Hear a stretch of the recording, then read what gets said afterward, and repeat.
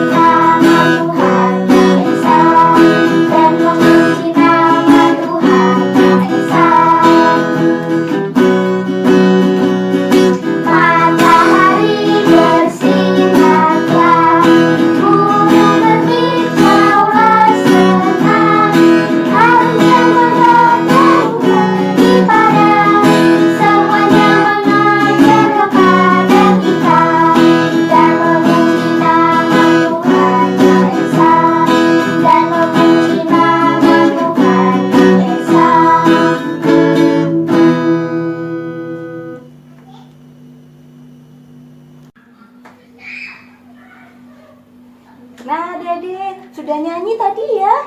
Matahari bersinar dengan terang ya. Ya, tepuk tangan. Pintar kita memuji Tuhan. Nah sekarang kita mau mulai ibadah. Sebelumnya kita berdoa. Nah kita berdoa dulu ya. Adik-adik di rumah juga berdoa. Lipatlah tangan, tutup mata untuk berdoa pada Tuhan. Yuk, mari kita berdoa. Tuhan Yesus yang baik, terima kasih Tuhan Yesus selalu menyertai kami kapanpun dan dimanapun. Saat ini Tuhan, dimanapun kami berada, Tuhan Yesus kiranya juga menyatukan kami dalam ibadah hari Minggu pelayanan anak. Tuhan Yesus, sertailah ibadah kami ini dari awal hingga akhir. Amin. Amin. Terima kasih. Ya berdoa. Hebat. Hebat ya. Adik-adik di rumah juga berdoa pada Tuhan. Hebat. Nah, adik-adik, nggak terasa ya sekarang sudah bulan Desember. Kita merayakan hari apa ya kalau Desember? Hari apa? Hari apa ya? Hari Natal. Hari kelahiran Tuhan Yesus. Wow, Natal telah tiba. Tinggal menghitung hari. Natal telah tiba. Ada lagunya loh. Natal telah tiba. Hore, hore, hore. Gitu ya? Ada lagunya loh. Ya tahu nggak? Yuk, kita sama-sama nyanyi yuk. Natal telah tiba. Natal telah tiba. Ya, nyanyi yuk.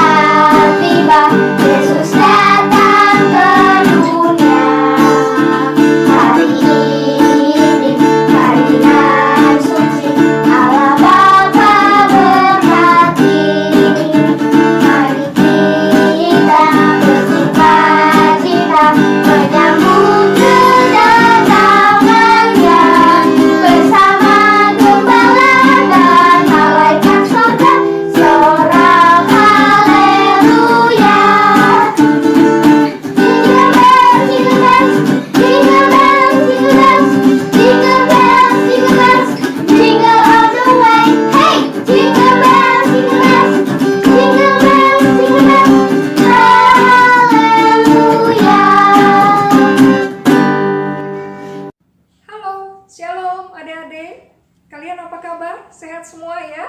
Kalian tetap baik-baik, kalian tetap beraktivitas di rumah bersama papa, mama, adik dan kakak. Tetap semangat ya. Baiklah adik-adik, kita masuk dalam pelayanan firman Tuhan. Kita akan belajar firman Tuhan. Sebelumnya mari kita ambil Alkitab kita buka dari Yesaya 35 ayat 1 hingga ke 10. Ya, tetapi sebelumnya kita berdoa dulu. Kita lipat tangan, kita tunduk kepala, kita tutup mata, kita berdoa. Bapa di dalam surga, Bapa yang mengasihi kami, Tuhan, kami anak-anak-Mu datang ke hadirat-Mu yang kudus. Kami bersuka cita Tuhan, kami dapat bertemu di dalam ibadah virtual kali ini. Tuhan Yesus mau berkati ibadah kami ini. Dan Tuhan, kami saatnya ingin mendengar firman Tuhan. Biarlah Tuhan mau berbicara kepada kami. Tuhan berkati, Tuhan mampukan hamba-Mu ini Tuhan dengan segala kekurangannya. Sehingga adik-adik boleh mengerti dan memahami apa kehendak-Mu ya Bapa. Terima kasih Tuhan Yesus, kami membuka hati kami untuk Tuhan berfirman. Terpujilah Engkau Bapa sekarang dan selama-lamanya. Amin. Adik-adik, Alkitabnya sudah dipegang semua ya. Kita baca dari Yesaya 35 ayat 1 sampai 10. Keselamatan bagi umat Tuhan. Padang gurun dan padang kering akan bergirang. Padang belantara akan bersorak-sorak dan berbunga. Seperti bunga mawar ia akan berbunga lebat. Akan bersorak-sorak, ia bersorak-sorak dan bersorak-sorai. Kemuliaan Libanon akan diberikan kepadanya.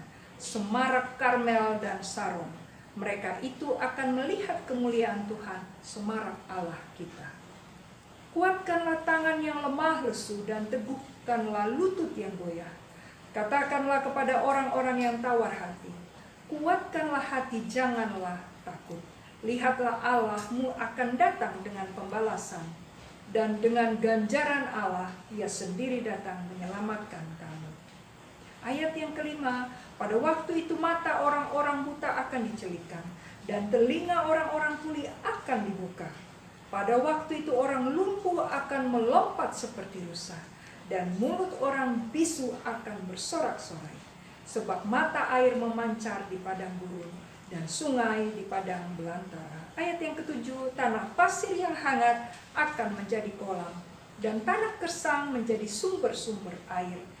Di tempat serigala berbaring akan tumbuh tebu dan pandan. Di situ akan ada jalan raya yang akan disebutkan jalan kudus. Orang yang tidak tahir tidak akan melintasinya, dan orang-orang pandir tidak akan mengembara di atasnya. Ayat yang ke-9, di situ tidak akan ada singa, binatang buas tidak akan menjalaninya, dan tidak akan terdapat di sana orang-orang yang diselamatkan akan berjalan di situ. Dan orang-orang yang dibebaskan Tuhan akan pulang dan masuk ke Sion dengan bersorak-sorai. Sedang sukacita abadi meliputi mereka, kegirangan dan sukacita akan memenuhi mereka. Kedukaan dan keluh kesah akan menjauh. Terpujilah Tuhan. Adik-adik, kita belajar firman Tuhan. Judul pelajaran kita kali ini adalah Tuhan mengubah situasi buruk menjadi baik.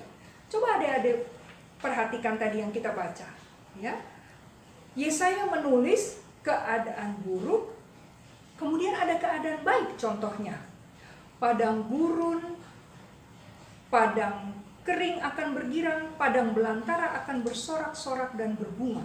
Adik-adik kalau bayangin padang belantara, padang gurun ya, penuh dengan gersang, tidak ada pepohonan, panas, terik, debu di mana-mana, ya, itu bayangan kita. Tetapi di ayat 1 dikatakan akan bersorak-sorak dan berbunga.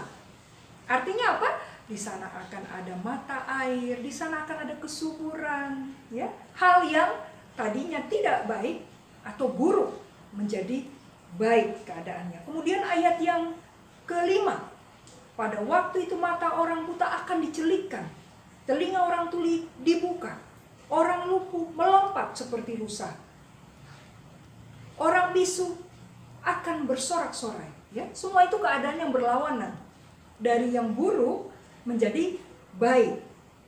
Siapa yang melakukannya, sayang? Yang melakukannya adalah Tuhan Allah sendiri. Ya, Dia mampu mengubah dari situasi buruk menjadi baik. Dan yang ketujuh, ayat yang ketujuh, tanah pasir yang hangat akan menjadi kolam. dan tanah gersang menjadi sumber-sumber air. Tanah gersang menjadi sumber-sumber air. Itu yang Tuhan Allah lakukan untuk umatnya bangsa Israel. Kenapa?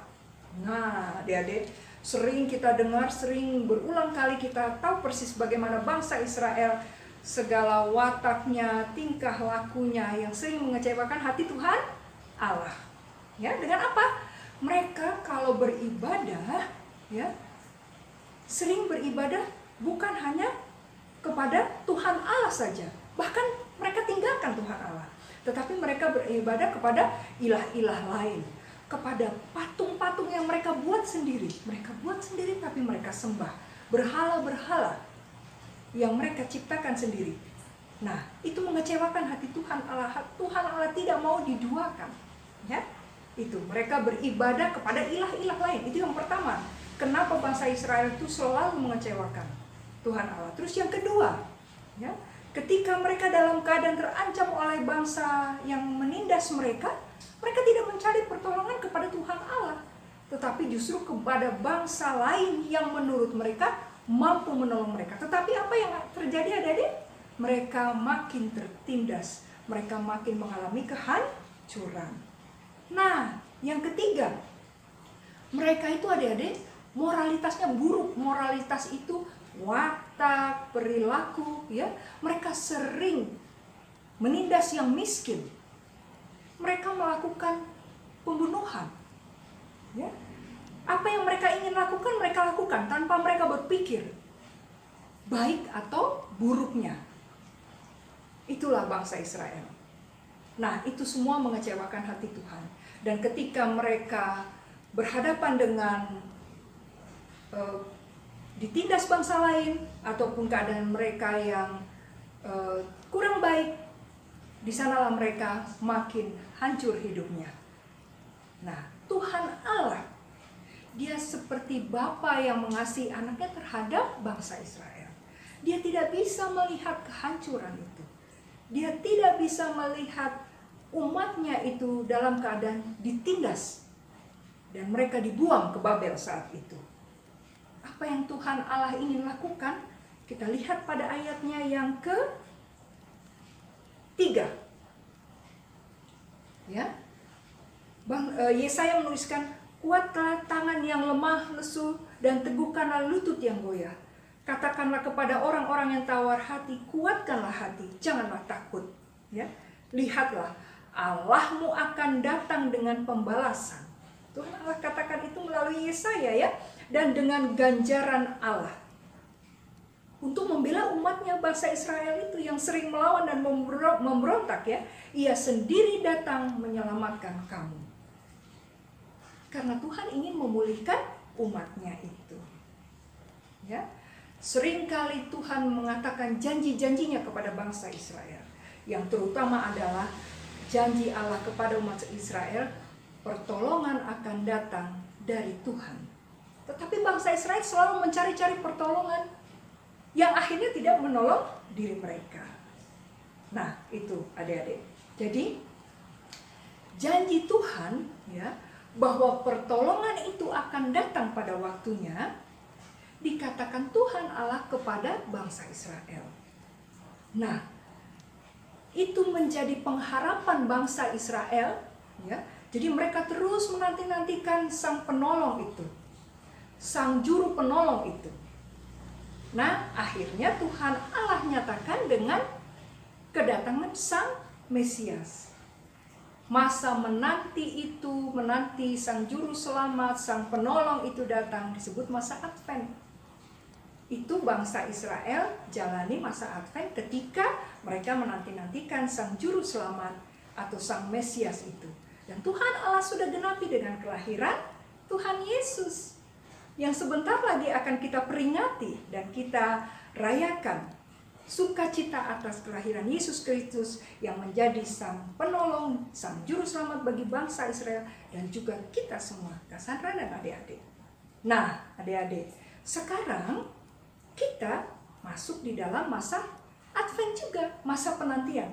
Tetapi bukan lagi menantikan kelahiran Yesus Kristus, tetapi kita menantikan akhir zaman, di mana Tuhan akan datang kembali.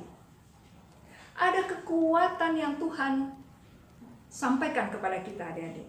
Ada janji, yaitu pertolongan Tuhan akan datang pada waktunya. Itulah kekuatan kita ketika kita menjalani masa penantian. Banyak yang kita alami adik-adik, ya, tetapi pertolongan Tuhan itu akan datang pada waktunya. Itu menjadi pengharapan kita. Kehidupan kita ke depan adik-adik bukan tambah enak, ya, bukan tambah nyaman. Lihatlah sekarang kita hidup di masa pandemi COVID. Itu sebenarnya situasi buruk. Nah, kita masuk nih adik-adik ya. Situasi buruk apa aja sih yang kita alami? Banyak ya, situasi buruk apa sih yang kita alami? Yang paling sederhana dulu, sakit. Itu pasti buruk ya. Kemudian misalkan bencana alam, banjir. Puji Tuhan kita di Cilacap tidak alami itu, tetapi teman-teman kita, saudara-saudara kita di luar sana, ya kan? Kemudian bencana alam juga seperti tsunami. Nah, itu situasi buruk yang dialami. Nah, sekarang ini semua kita alami secara menyeluruh adalah COVID. Itu situasi buruk, ya kan?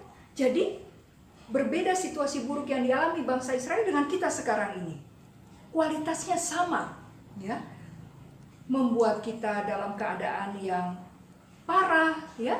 Membuat kita dalam keadaan yang terpuruk bisa jadi. Nah, sekarang adik-adik, ya, Tuhan menjanjikan bahwa Tuhan Allah sanggup merubah situasi buruk menjadi baik. Bagaimana cara Tuhan melakukan itu untuk adik-adik? Apakah Tuhan Allah langsung datang nyata ke sampingmu ketika kamu sakit? Tidak. Ya kan? Apakah ketika banjir Tuhan Allah datang langsung bikin surut, lenyap semua air itu? Tidak juga. Apakah COVID ini, ya, wabah COVID ini, Tuhan datang langsung menghentikan semuanya? Tidak adik-adik. Tuhan biarkan kita hidup di dalam situasi buruk. Kenapa? Ya, karena Tuhan tahu kita sanggup melewatinya. Dan ketika kita merasa sanggup melewatinya, di sana ada kekuatan Tuhan yang menyertai kita. Ada pertolongan Tuhan yang tepat waktunya untuk kita. Tetapi adik-adik, bukan hanya diam dan berharap. Tenang aja nih, banjir, diem aja, ntar juga surut besok. Ntar juga Tuhan menolong kita nih, COVID berhenti. Ya, kita sakit, berdoa, tetapi tidak melakukan sesuatu. Iman kita, anak-anak Tuhan, adalah iman yang berbuat. Situasi buruk itu juga, ya, tidak serta-merta berubah menjadi baik. Kita tidak bisa hanya diam mengharap pertolongan Tuhan, tetapi harus melakukan sesuatu untuk merubah situasi buruk tadi menjadi baik. Ada satu yang Cassandra selalu ingat, ya. Tolonglah dirimu, maka Tuhan akan menolongmu. Contohnya, waktu sakit, ya, adik-adik terbaring, ya kan? Tidak bisa berbuat apa-apa. Apakah akan sembuh kalau adik-adik berdiam diri saja dan menaikkan doa memohon pertolongan Tuhan? Tidak, adik-adik. Tetapi ada yang dilakukan orang tua, dilakukan mama papa, membawa ke dokter, membelikan obat untuk adik-adik minum. Itu semua menjadi alat kesembuhan. Di sanalah Tuhan memberkati obat-obatan, makanan, sehingga adik-adik bisa sembuh. Banjir misalkan, apakah banjir itu akan tiba-tiba tidak muncul lagi, besok tidak akan banjir lagi? Kalau kita diam diri ya, besok kan paling surut, terus dia tidak akan banjir lagi? Akan banjir lagi kalau tidak ada yang kita perbuat adik-adik. Misalnya, jangan lagi buang sampah sembarangan, ya, jangan ditebang pohon-pohon di hutan. Nah, tetap ada yang harus kita lakukan. Kita berharap banjir itu tidak akan terjadi lagi. COVID yang sekarang kita alami, ya kan? Apa kita berdiam diri terus di rumah aja, tidak kemana-mana? Kita bisa? Tidak bisa. Dan COVID itu akan pergi? Tidak. Tetapi ada yang kita lakukan, 3M. Memakai masker, ya, menjaga jarak dan mencuci tangan. Nah, artinya apa adik-adik? Tuhan itu baik. Dia akan menolongmu. Dia akan memberikan pertolongan tepat pada waktunya. Ya, tetapi harus ada yang kita lakukan. Contoh yang paling sederhana adik-adik. Misalkan ada nenek kapal, ya. Dan kapal itu akan karam dan akan tenggelam. Terus adik-adik cuma bilang, Tuhan tolong aku, selamatkan aku. Tanpa adik-adik berbuat sesuatu, akan selamat? Tidak. Apa yang akan membuat adik-adik selamat? Tuhan sudah menyiapkan pelampung untuk adik-adik bisa menyelamatkan diri. Adik-adik harus mengambil pelampung itu dan keluar dari kapal itu, keluar dari keterancaman dan bahaya itu. Di sanalah akan selamat. Berusahalah melakukan segala sesuatu yang bisa kamu lakukan untuk menolong dirimu keluar dari situasi buruk, supaya itu semua menjadi berubah baik. Di sanalah Tuhan akan melihat dan akan menolongmu dan akan memberkati apa yang kamu lakukan. Tolonglah dirimu, maka Tuhan akan menolongmu. Tuhan memberkati adik-adik. Amin. Kita satu di dalam doa, kita tutup, kita berdoa. Tuhan Yesus, sumber penolong kami. Terima kasih Tuhan. Kami yakin Bapa, di masa penantian ini akan kedatangan-Mu kembali. Kami akan kuat, karena kami tahu Tuhan ada pertolongan Tuhan yang akan datang setiap waktu, tepat waktunya. Dan biarlah Tuhan kami senantiasa mempersiapkan diri kami dengan segala apa yang sudah Tuhan ajarkan. Mampukan kami Tuhan Yesus untuk melakukannya dalam kehidupan kami sehari-hari.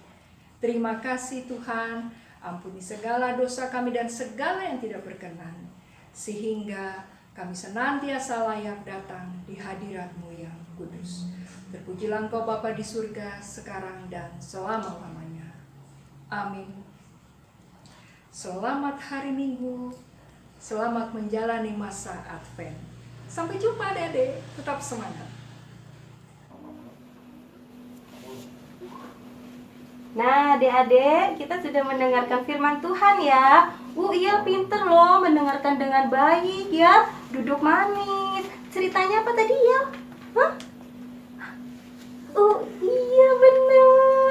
Bener ya. Iya bisa cerita. Ya bener. Jadi seperti apa tadi ceritanya?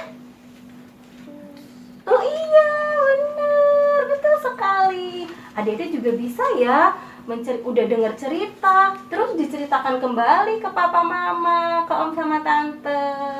Nah, sekarang kita mau nyanyi satu lagu lagi. Judulnya Mendidih di Hati, Mendidih di Hati. Setelah mendengarkan firman Tuhan, jadi mendidih di hati. Ya, jadi ingin melakukan firman Tuhan karena Tuhan begitu baik buat kita semua. Iya, mengasihi Tuhan? Iya, karena Tuhan juga mengasihi kita. Tuhan bisa membuat hal yang tidak baik menjadi baik. Yuk kita nyanyi sama-sama ya.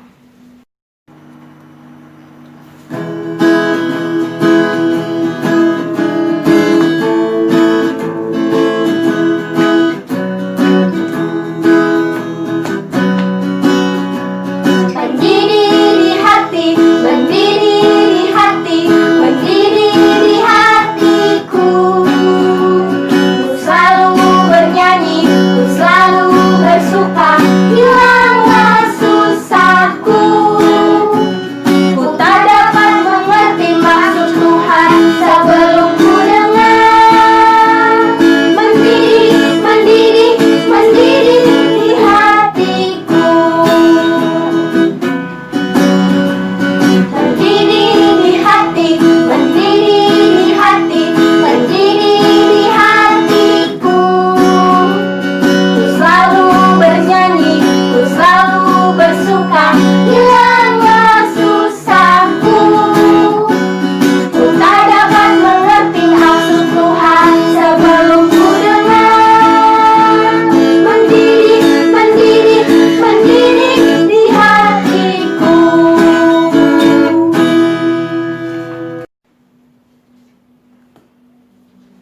Nah, adik-adik, tiba saatnya di penghujung ibadah. Kita sudah menyanyi, sudah mendengarkan firman Tuhan. Ada kakak Salam. Tadi Iya pinter loh. Kakak Salam juga ya? Iya dong. Oh iya dong. Kalau gitu, sekarang kakak Salam ya berdoa ya. Salam boleh pimpin doa penutup. Siap? Siap. Siap. Jadi adik-adik di rumah, ayo kita berdoa ya.